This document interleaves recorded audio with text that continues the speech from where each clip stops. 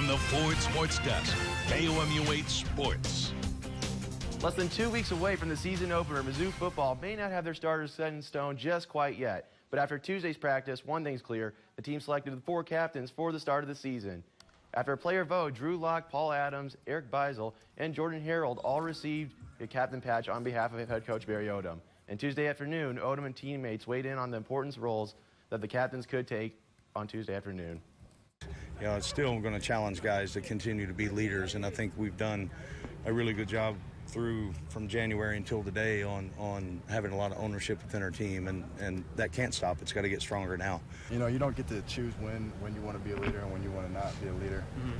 So, you know, I'm just going to continue to do the things that I can to help this team progress and accomplish everything we want to accomplish. The SEC switched into even more action on Tuesday. The conference schedule for Mizzou women's basketball is now complete, and once again, some notable SEC opponents will be on their way to Mizzou Arena.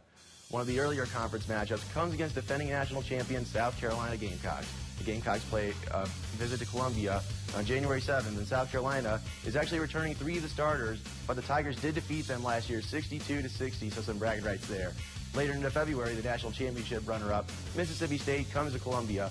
Mississippi State snapped UConn's 111-game winning streak in April, and the Tigers lost to the Bulldogs on the road 70-53 last year.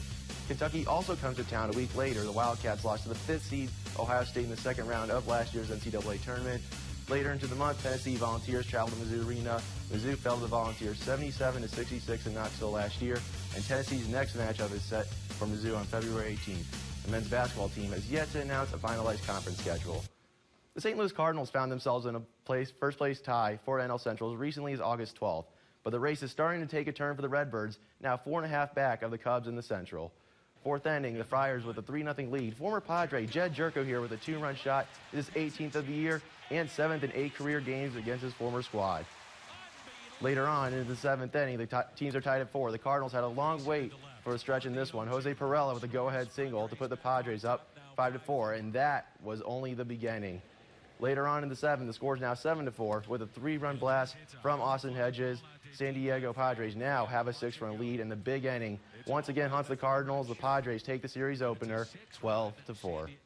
The Royals also looking up to make some ground in the playoff race, but with just 8 wins so far in August, they cannot get off a rocky start against Tuesday's interleague opponent. In the 4th, leading 2-0, Salvador Perez, welcome back from the DL. He lines a double opposite field, scoring Eric Hosmer on the play, and Perez now has 21 doubles on the year. Nice clean extra base hit from him right there.